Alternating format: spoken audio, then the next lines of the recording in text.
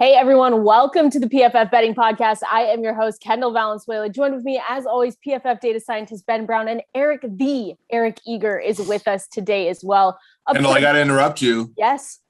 Ben is a senior data scientist. Oh, look at this guy. He's moving up in the world, senior data scientist. Ben, what? We got to throw a party. We got to throw a party. We got to do something here. All right, but we Cincinnati are next week. So. Oh, sweet. Okay, perfect. But we are breaking down bowl games going on, week 17 odds and best bets along with the playoff picture. We have a lot in store in this episode. So let's get into it. Football fans, I'm sure we all love an action-packed, high-scoring NFL game, but with the latest no-brainer from DraftKings Sportsbook, an official sports betting partner of the NFL, you'll be a winner once a single point is scored. New customers who bet just $1 on any team to score can win $100 in free bets. It's just that simple. If Sportsbook isn't available in your state yet, you can still get in on the NFL action. Everyone can play for huge cash prizes all season long with DraftKings Daily Fantasy Sports Contest. DraftKings is giving all new customers a free shot at millions of dollars in total prizes with their first deposit. Download the DraftKings Sportsbook app now. Use promo code PFF. Bet $1 on any team to score and win $100 in free bets if they score. You score with promo code PFF this week at DraftKings Sportsbook, an official sports betting partner of the NFL. Must be 21 or older, New Jersey, Indiana, or Pennsylvania only. New customers only. Minimum $5 deposit and $1 wager required. One per customer. Restrictions apply. See DraftKings.com/sportsbook for details. Gambling problem? Call 1-800-GAMBLER.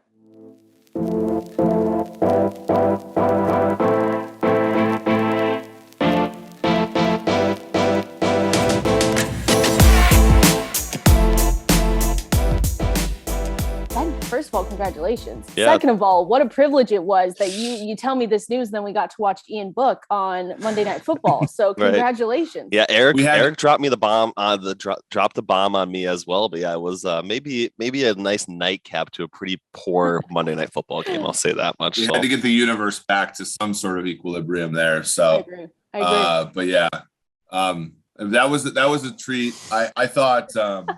Which team has had a simpler 7-game winning streak in the history of the NFL than the Miami Dolphins? Although you can't take it away from them. And if they do win out, starting with a game in Tennessee this week, they do make the AFC playoffs. So what a crazy ride that has been. It's crazy. And like you were kind of mentioning, Eric, the postseason race right now is chaotic. And if you like chaos, you are in the right place with this episode. Let's start with the AFC wildcard and what that brings to us, because the Indianapolis Colts are now 9-6. That hot streak has a win over New England. It has positioned the Colts to make the postseason. New England is in good shape. Unless really the Bengals or Bills collapse down the stretch, the AFC is basically only has one playoff spot remaining. So what are you guys looking at this week? What are some pivotal games that you are watching? Yeah, this is one where I think that there are a couple really big fulcrum points here. Mm-hmm. One of them is, in the noon hour or 1 o'clock hour, Las Vegas Raiders, against the Indianapolis Colts. I mean, you're looking at two teams with the Raiders, a couple victories in a row now, not looking great in either at Cleveland on Monday night last week, and then against Denver at home. But they're in a prime position where you look at them, they're sort of in that 30 to 40% chance to make the playoffs. They're 7.5-point dogs against the Colts, right? The market loves the Colts now, right? The Colts, go on the road, beat Arizona, they beat New England. Everybody's rushing to bet the Colts now. This thing opened around, I believe, 6.5. It's moved all the way out to 7.5. Obviously, if the Raiders can go into Indianapolis and win this game, it might not ding the Colts as much as we think, but it'll certainly enhance the Raiders as they pursue their first playoff berth in 5 years. Yeah. Okay. Yeah, I definitely think the Colts are in basically for all intents and purposes into that probably like 5th or 6th, spot in the AFC playoff race, which I do think is a good path for them to at least be somewhat successful in winning that first round matchup for them in the AFC playoff race. I do think probably the game of the day though has to be Chiefs Bengals. Some of us will be able to take that in live and in the flesh, which I do think is also an exciting thing. But Chiefs obviously have the clearest path to getting that number 1 overall seed, basically, if the Titans slip up here. on Sunday against the Miami Dolphins, who also need to get in to win in order to get into the playoffs. So I think those are definitely the three most important games in the early slate, especially from the AFC perspective. I like it. And did this Dolphins win on Monday night push them? They pushed them to 8-7. Did they then replace Baltimore in the tentative standings with that win? Do we know? Yeah, absolutely. Because they have the tiebreaker there. That's right. Because they won that weird Thursday night game that we all like thought had no meaning at the time, and now it's the Robert Hunt game, if you will. So that game's big there. Okay, cool. And then let's go NFC really quick. Wild card. There's the list there is thinner, right? 2 wild card spots are unclaimed. Either the Cardinals or the Rams have clinched one because whichever team doesn't win the NFC West is still playoff bound. So that means 5 other franchises are in the hunt still. Eagles, 49ers are 8-7. Your guys' Vikings? Your Vikings? We're not claiming them? No? We're not claiming them. Never mind. The Vikings, Falcons are 7-8. Saints now 7-8 as well. What are you guys looking for with that NFC West wildcard standing? Well, the game that played tonight was big, right? Because if the New Orleans Saints would have been able to pull off a win against Miami, it would have significantly reduced San Francisco's chances, right? Because San Francisco, in a sort of 3-way tie for that, like let's say they all finished in a 3-way tie for spot 6 and 7, San Francisco would have been out in that scenario. Now they're in a little bit better position, right? Like it jumped from about 75% before that game to like 88% now, 89%. And that's really like, if you look at how it stacks for San Francisco, they have wins against Philadelphia, they have wins against Minnesota, and I don't think they've played New Orleans, but like and they have wins against Atlanta, right? So Atlanta's 7-6 for some God knows reason. So like if it were ever to get into a situation where it was a 2-way tie with most teams, they would have been fine. But like because of conference records and things like that, like common opponents, there was a scenario where San Francisco got stuck in a 9-8 situation, and really were hurt because of 3-way tiebreakers.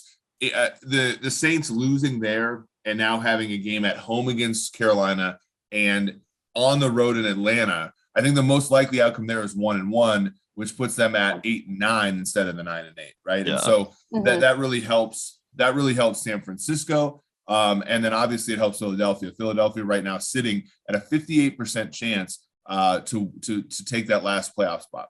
Yeah, it is really interesting. I do think Philadelphia this weekend against Washington, I think that opened right around, field goal differential up to 3.5 already. I kind of like that spot for Philadelphia. Obviously, Jalen Hurts has been playing really well so far, but I do think they are going to be the team, even with, the Cowboys at home here in week 18, potentially for, the playoff berth on the line. I do think the Eagles are going to be the team that is probably the most dangerous out of any of those teams that we kind of talked about as far as getting into those final 2 slots in the NFC playoff race. So I'm excited for that matchup against Philadelphia versus Washington. I do think Philadelphia is definitely a bettable side here early on in the week from my perspective. Perfect. Yeah. And I mean, like we said, it's chaos right now. Like you guys even explaining it and breaking it down. There's a lot of scenarios that could happen in the last 2 weeks. Yeah. Last 2 games. Yeah. So that's exactly. Yeah. And I think that we just have to make sure that there's a ton of like have to sort of like narratives. So, the Eagles really need this game, so hence I'm going to bet them, right? And actually that number's got out to like 4. And like sometimes you see that and you're like, okay, does that, and I can think back to a number of games where like this team absolutely needed to get it. And there was some team that had nothing to play for that like shot took out their legs, and like now and then you bet them, you laid the points with them or whatever, and it ended up not being, what you needed.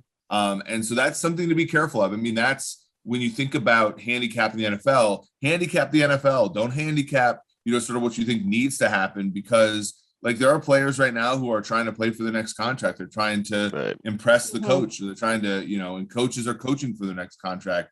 And so there are going to be games. I mean, like there are going to be games where a team that has really nothing to play for nominally is going to give a game effort. And so you have to be worried about that, because you are paying a premium to bet the teams that need to win right now. Right. Yeah, that is a really good point. I do agree with you. I do wonder part of at least the Eagles Washington line in general might be just the performance on Sunday night in primetime action that with, too. you know, with the Dallas Cowboys basically just wiping the floor with them. So probably a little bit of both, but I do agree with you. If you see that Eagles line continue to move, it is because of the have to win sort of narrative and those sorts of things. And I do agree with you in a lot of spots that maybe is something to not necessarily fade completely, but it is something to definitely be aware of and conscious of if you are kind of be betting some of these late season opportunities here. So yeah, well, you guys kind of already mentioned the Eagles, though. Do you guys have any week 17 NFL odds are live? And like Eric and George say on the forecast, the best time to bet them is right now and early. So besides what you guys have been saying about the Eagles, Eric, I'll start with you. Anything that you're liking so far early while we're filming this on Monday night?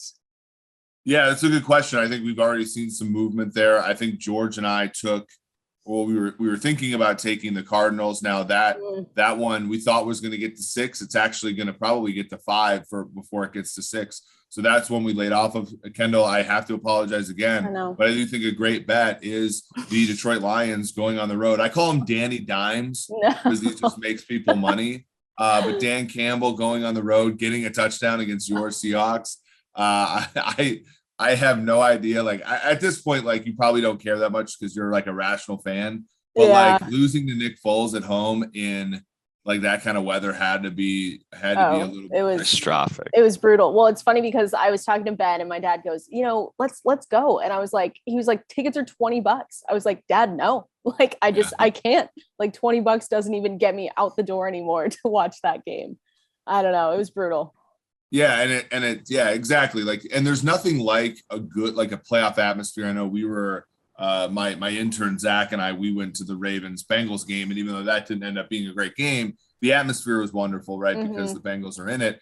And the opposite of that. I mean, I went to the last ever Vikings game at the Metrodome in 2013. It was like a 7-8 team versus a 4-10 team, and you're just like, like this. Yeah, this isn't what you want. So I can totally see that. The other ones that are interesting here, they did take this one off the board, but Houston was getting 15 against the Niners. Jimmy G, really struggled against Tennessee on Thursday night. It sounds like he's not even going to play with Trey Lance being hurt. So that does kind of mess with the 49ers, playoff odds because they play the Texans this week. That's kind of a break, but then they have to play the Rams in week. I think they go to the Rams in week 18. So, they can't afford a slip up, but wherever that number reopens, it's probably bettable for Houston, given how hard that team is playing for David Culley. And then last but not least, I think this is one where you're laying the points and it's really risky with the COVID stuff, but I'm still going to do it. I think Tampa Bay -13 against the Jets. That Jets team is wretched. And like Brady has killed the Jets in his career. And so even though like obviously there's like the COVID, if Brady were to like get COVID or something, then you're sitting on a terrible number. But I think that may be a little too short for our Jets. You don't think Zach Wilson dual threat? You didn't see that run? He was scrappy. I saw that run. It looked great. Yeah. Dual threat quarterback. I don't know. He looked like Austin Gale on the banks after 2 margaritas. Ben, anything you're looking at? I am. I know people probably don't want to look anywhere close to Monday Night Football after this last game, but I do think Cleveland -3 against the Pittsburgh Steelers on the road.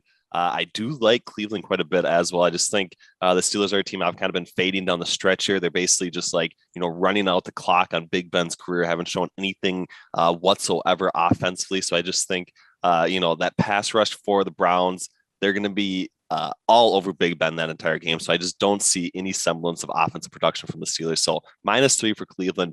Definitely like that one. I do think it kind of goes back maybe a little bit to you paying a premium for a team that, has to win here right now in order to kind of keep some hopes alive. Maybe that's a reason to not necessarily buy into it, but I do think the Browns are probably going to roll over the Steelers here on Monday night. So Ben, this one's interesting, right? So we talked about this off air. When you're looking at, for example, looking ahead to week 18, there are some books that are offering look ahead lines to week 18. I think that Browns game specifically is one where you can sort of correlate these things with team futures or the next week, right? So if you look at, for example, the division in the AFC North, Cincinnati is right now minus 225 to win it. The Cleveland Browns are 5-1. The Ravens are 6-1. The Pittsburgh Steelers are 12-1. Imagine a scenario. So there is a scenario where Baltimore loses to the Rams at home. Baltimore's an underdog there. And Cincinnati loses to the Chiefs. The Chiefs are home underdogs there as well. Cleveland then, in a situation like that, laying 3 on the road, they are putting themselves in a position, I believe, if they were to win that game, then I believe the Browns versus the Bengals game the following week in Cleveland is for the division, for the AFC North. Yep, that is 100% true. If Kansas City beats Cincinnati and then Cleveland beats Pittsburgh. So the thing to think about, and again, there's no right answer to any of this because you don't know. There's so many permutations, right? And whatever price you're getting. But the question becomes is like, okay, if you spin out that scenario and you say, okay, I think that's possible. I think the Chiefs are going to take care of business because the Chiefs have to win and lose, and Tennessee lose to the Dolphins to get the 1 seed. If that happens, Kansas City super motivated there. They win. And the Rams, again, motivated to hang on to a division that they have by 1 game. Then Cleveland's in a real big spot here. Do you want to bet them -3? Or sorry, like even if you think about this money line, -158 money line against Pittsburgh. And then whatever they're going to be at home against Cincinnati, a team they killed in Cincinnati this year. Like, do you think you're thinking of, okay, spin those prices together and say, okay, would you rather just bet 5-1 right now or sort of wait for those things? Or because oftentimes when the games are happening on a Sunday, they take down the division odds, right? So you have to be you're sort of cognizant of kind of where you want to enter the marketplace with a situation like that. So is there any one that you guys then are looking at, because you just threw all those scenarios out? Is there any look ahead line that you're like, you want to tell people like, hey, watch this very closely. This could be good for you if you get in on it early? I think the one that's really clear, and we talked about this off air, was if you look at Denver versus Kansas City, Denver's going to be at home. Again, if the Dolphins beat the Titans and the Chiefs beat the Bengals, the Chiefs win they win the NFC. They win the AFC 1 seed, outright. No doubts about it. Andy Reid, and we've seen it a number of times. 2013, he rested his starters. He played his backup quarterback the whole game.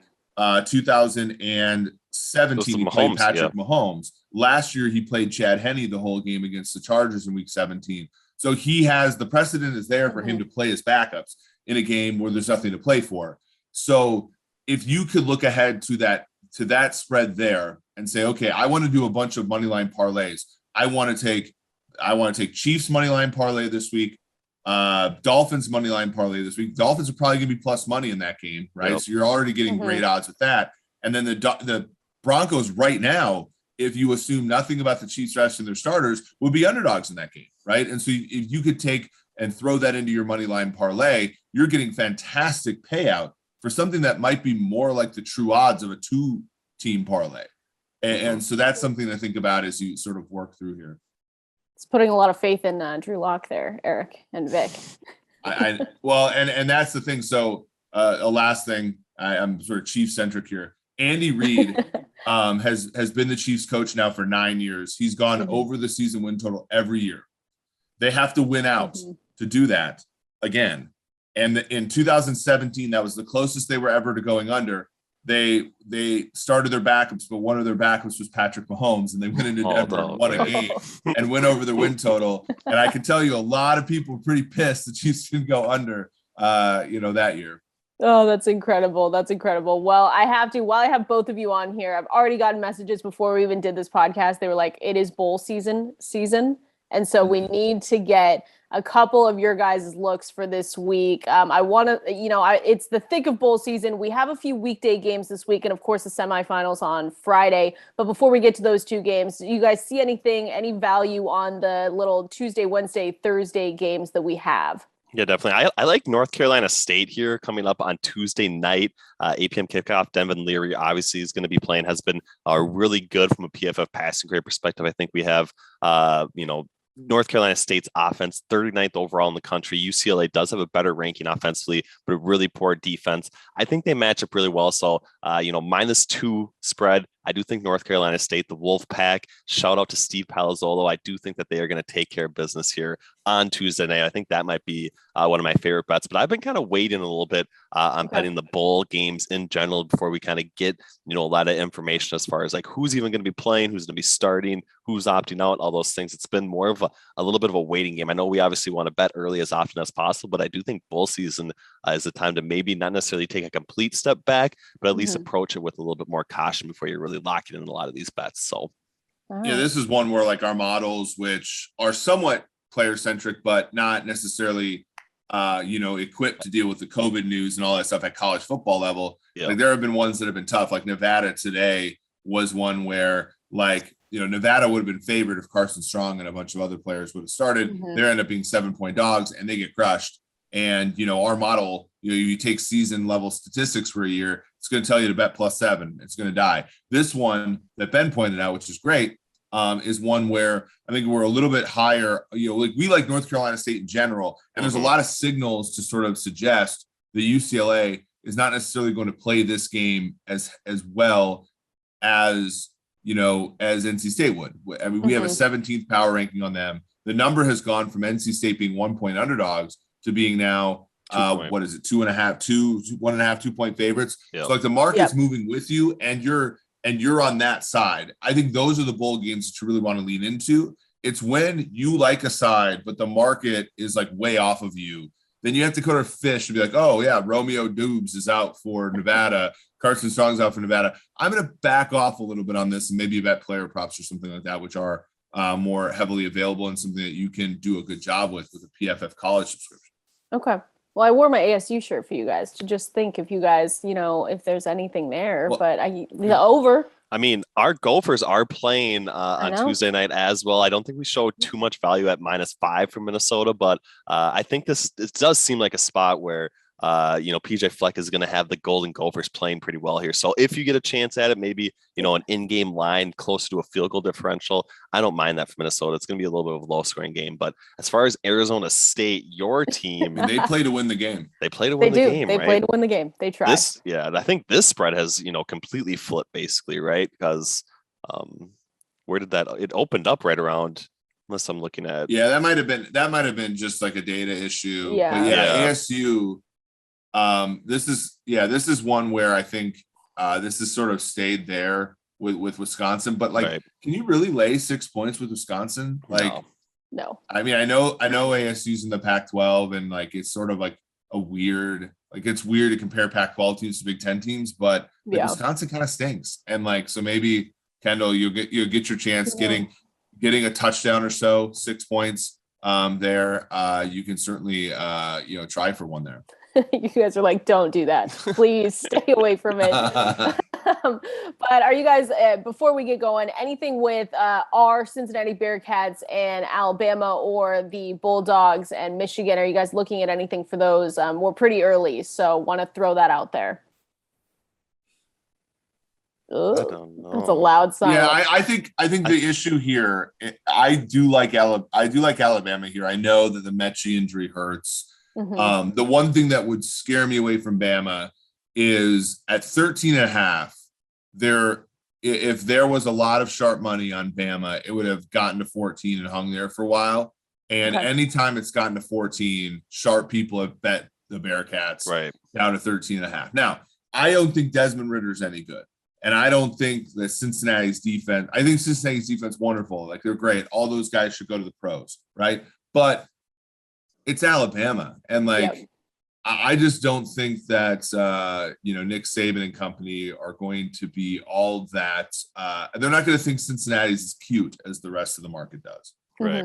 Yeah, I agree. I do think it's Alabama or bust probably in that match, but I also don't mind Michigan +7.5. It's, we haven't been all that high on Georgia basically all season. It's really hard to back, Stetson Bennett, even though they have, quote unquote this historic defense or something like that. But 7.5 points seems like a pretty wide spread for a 45.5 point game. So I'm going with our friend, Jim Harbaugh here one more time. Our Michigan Wolverines, I think they've paid off for us before in the Big Ten championship game, and I think they're going to be able to at least cover 7.5. I feel like that Saturday, that Friday in the office is going to be magical with Solf. Oh yeah. I'm assuming Kendall, you'll be there. Ben will be there. Yeah. So I'm going to the Chiefs game with Solf on Sunday at Paul Brown. I think he'll be high flying if the Michigan Wolverines can take this one down.